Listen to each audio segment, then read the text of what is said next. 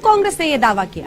तो इसके पीछे एक आरटीआई जो विकास पाटनी नाम के व्यक्ति ने डाली थी, जिसके जवाब में बछड़े के सीरम के इस्तेमाल की बात आई। ये आरटीआई विकास पाटनी नाम के एक शख्स ने डाली थी, जिसके सवालों के जवाब Central Drugs Standard Control Organisation ने दिए हैं।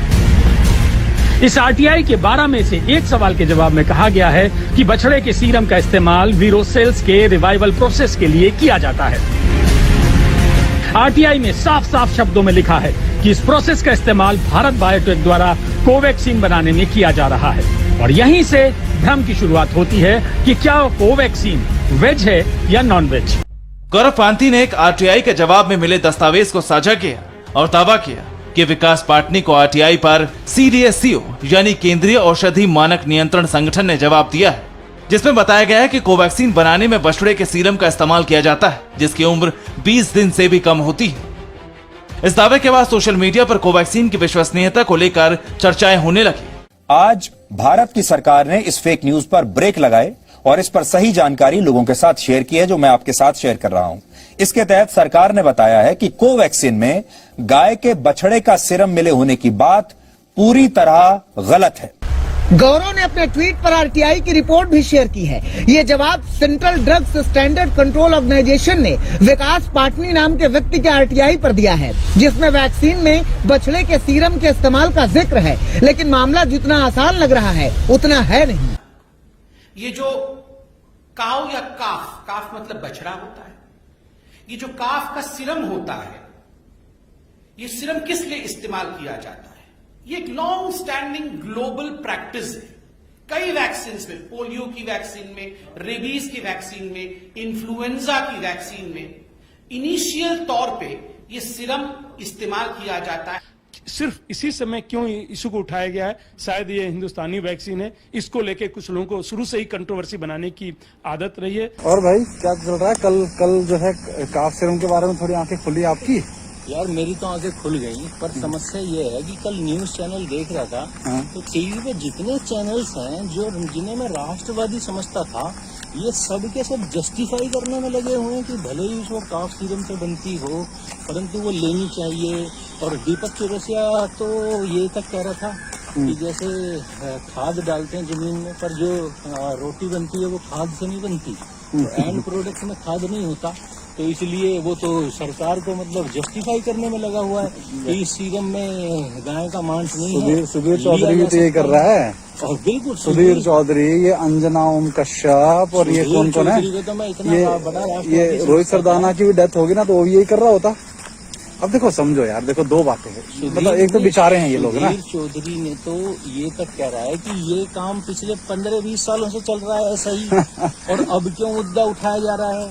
तो अगर मुझे समझ में नहीं आ रहा, अगर किसी ने अब उठा लिया तो क्या गलत हो गया? गलत जो चीज है वो तो गलत ही है। आप समझ आ गई ना? देखो दो चीज है, देखो समझो मेरी बात को। क्या हो रहा है कि ये विषय एक तो डिजास्टर मैनेजमेंट एक्ट लगा हुआ है, तो इसीलिए मीडिया को वही बोलना पड़ेगा जो सरकार डैमेज कंट्रोल के लिए बोलेगी। तो राष्ट्रवादी कहाँ से? राष्ट्रवादी नहीं है वो, तो लोगों को गलतफहमी दूर करनी है ना, वही तो। अब देखो क्या हो रहा है, डिजास्टर मैनेजमेंट एक्ट के अनुसार ये अब डैमेज हुआ है कि भाई कोई, अब ये हुआ क्या, एक और चीज देखो, ये क्या बोल रहे हैं कि कांग्रेस के लोगों ने इसी मुद्दे को क्यों उठाया? तो भाई एक बात बताओ, ये आरटीआई कांग्रेस ने तो डाली नहीं थी।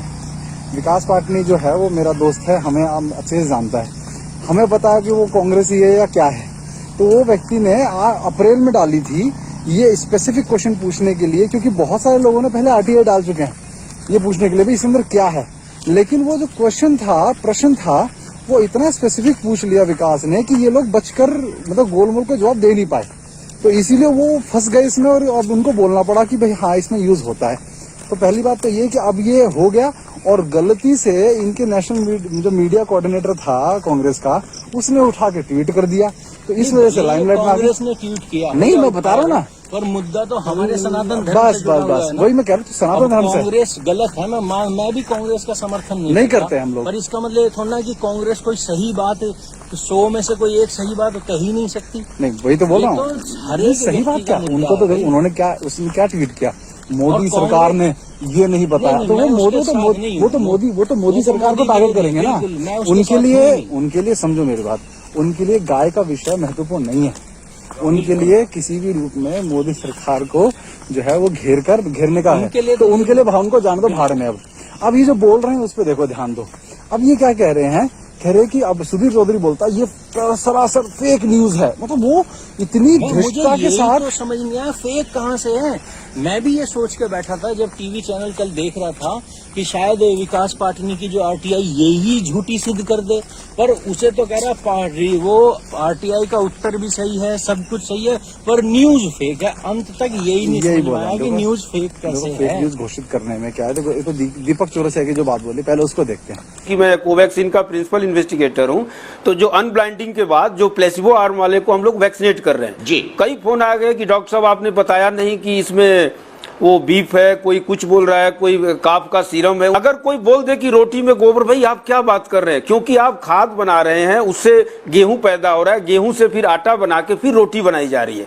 अब उसको कोई बोल दे कि इस रोटी में तो गाय का गोबर है, इसमें मतलब बहुत अच्छा बताया आपने, वैसा ही है जैसे रोटी में गोबर है। बहुत अच्छा बताया डॉक्टर पांडे आपने। वैक्सीन उसने ये कहा कि भाई आप गोबर की खाद डालते हो फसल में, तो आपके खाने में गोबर तो नहीं आ जाता ना, यही बोला ना। तो ये जो संबित पात्रा ने भी ये क्या बोला कि ये खाद की तरह ही होता है, तो खाद का नाम दे दिया। तो भाई अब तुम पंजाब में, हरियाणा में जो कैंसर फैल रहा है उसका बहुत बड़ा कारण क्या है कि वो पेस्टिसाइड डलता है फसलों के अंदर, उसके नुकसान से होता है। तो फिर तो ये पूरा जो ऑर्गेनिक का मार्केट खड़ा हुआ है कि शुद्ध खाओ, प्राकृतिक खाओ, ऑर्गेनिक खाओ, ये तो पूरा मार्केट ही खत्म कर दो। वैसा आता ही नहीं खाने में, तो कैंसर मार्केट तो खत्म ही हो गया। तो कैंसर हो जाता है ना। तो कैंसर हो रहा है तो किसकी वजह से हो रहा है? पेस्टिसाइड से हो रहा है। तो पेस्टिसाइड जहर डाला जा रहा है, तो जहर भोजन में आ रहा है। तो ठीक वैसे ही अब काफ सीरम में यदि अब सोचो एक चीज और देखो ना, वीरोसेल कहते हैं कि वीरोसेल को रिवाइव करने के लिए ये काफ सीरम उसमें डाला जाता है। बछड़े का सीरम जो है, सीरम क्या होता है, खून के कई पार्ट होते हैं, उसमें एक सीरम भी होता है, एक है वो भाग उसी का। आज सूक्ष्मता से देखोगे तो वीरोसेल जो है उसके रिवाइवल मतलब जिससे वो खत्म ना हो जाए, तो वीरोसेल का भोजन जो है वो काफ सीरम को बनाया जा रहा है ना। तो जो खाकर अगर मैं कल को किसी मुर्गे को खा लूं, ठीक है ना, किसी बकरे को खा लूं, तो मैं बकरा मेरे अंदर दिखेगा थोड़े ना, मैं जो है उसको खाकर अपनी सेहत बनाऊं, तो मैं मांसाहारी कहलाऊंगा ना। तो वीरोसेल वो है वो काफ सीरम को खा के जो है रिवाइव हो गए। तो अब वीरोसेल जो है काफ सीरम से रिवाइव हो गई। अब आप कह रहे हो हमने धो धा के कर दिया, तो मैं नहा धो लूं तो वो मुर्गा और बकरा जो खाया वो थोड़ा खत्म हो जाएगा मेरे अंदर से। जस्टिफिकेशन है भाई, केवल जबरदस्ती। तो नहीं, ये लोगों को समझाने के लिए, जो देख रहे हैं ना उनको भी समझाने के लिए बता रहा हूँ।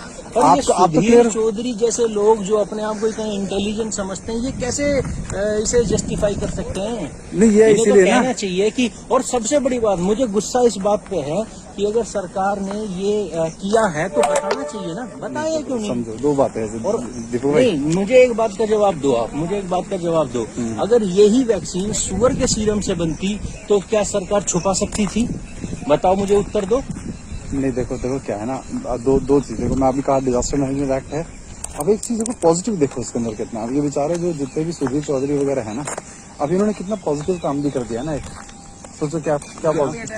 अब इसमें पॉजिटिव काम ये करा कि जो हम लोग कई वर्षों से ये क्या बोला इसमें कि एक तो इसमें बोला कि अभी क्यों उठाया गया है मुद्दा, इतने वर्षों से ये सब चीजें इस्तेमाल हो रही हैं वैक्सीन के अंदर, कि अभी क्यों उठाया गया। तो इनको बोला भैया हम तो बहुत सालों से ये मुद्दा उठा रहे हैं, 2013 से उठा रहे हैं कि इसके अंदर बहुत सारी चीजें ऐसी होती हैं जो हमारे स्वास्थ्य के लिए अच्छी नहीं, मांस शाकाहार के लिए अच्छी नहीं। अब इन्होंने खुद स्वीकार कर लिया, तो ये देखो कितना पॉजिटिव हो गया।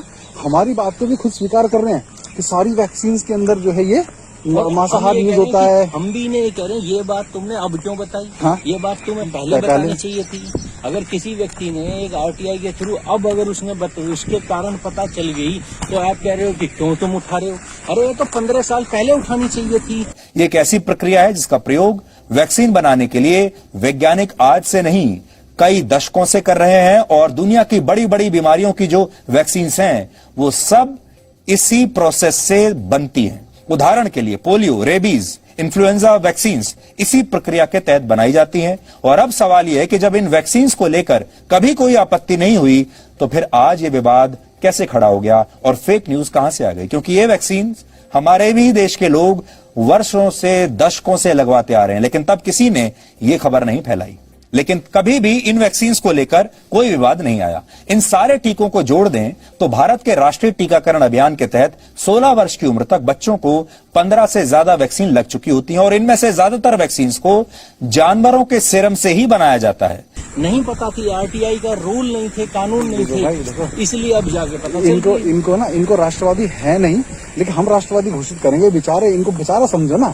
अब इन्होंने जो राष्ट्रवादी काम कर दिया है अनजाने में, वो क्या कर दिया कि वैक्सीन की खुद ही पोल खोल दी कि सारी वैक्सीन में ये इस्तेमाल होता है। तो जितने भी लोग आज तक अपने बच्चों को बिल्कुल शेड्यूल के हिसाब से सारी वैक्सीन दिलवा रहे हैं और शाकाहारी बोलते हैं खुद को, चाहे जैन हुए चाहे और शाकाहारी हुए, जो मांसाहार और वीगन वाले जो है ना, वो ये कहते हैं कि थनों में से दूध निकलता है इसलिए वो मांसाहार हो गया। हिंसा को हिंसा नहीं करना चाहते, इतना हिंसा भी नहीं करना चाहते, तो वो क्या कह रहे हैं कि थनों के अंदर से निकलता तो वो दूध मांसाहारी हो गया।